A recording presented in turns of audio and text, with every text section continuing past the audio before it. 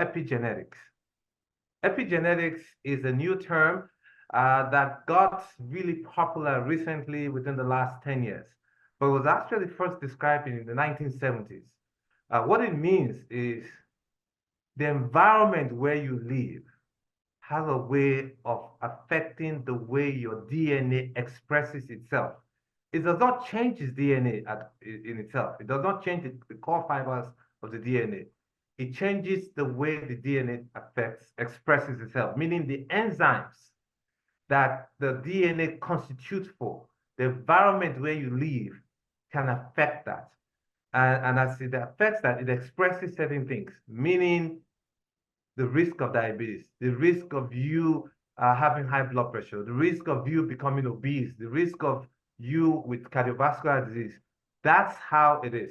Now, putting that in our mind, we need to begin to draw inferences from different ends and tie them up to how our environment is changing how we perceive disease, how we view disease, and how the disease affects us and the steps to which to handling those diseases.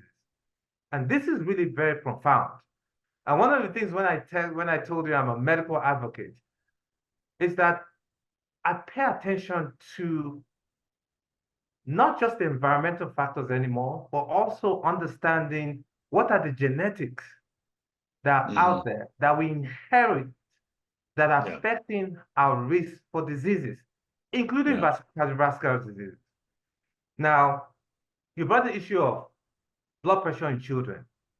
They did a landslide study, I think, in the 1990s, where they took blood pressure across 51 countries for over 3 million children.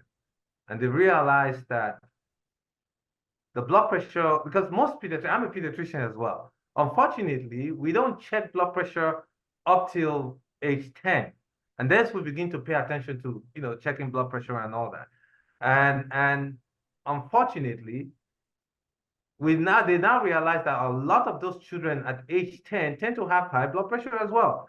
And these changes that take place in the small vessels of the heart and the body, the effect of blood pressure actually start really, really early. Down the line to a point where by the time you become an adult, to age 40, 50, that's when you begin to see the true effects of high blood pressure, consistent or unabated high blood pressure over time.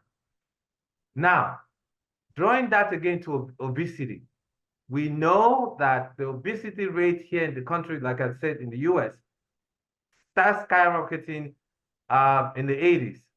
And that, again, has to do with the lifestyle and the policy changes that came around this lifestyle when we now start having more GMO, genetically modified food with the kind of sugar, polyunsaturated sugar that was introduced into the food that people eat.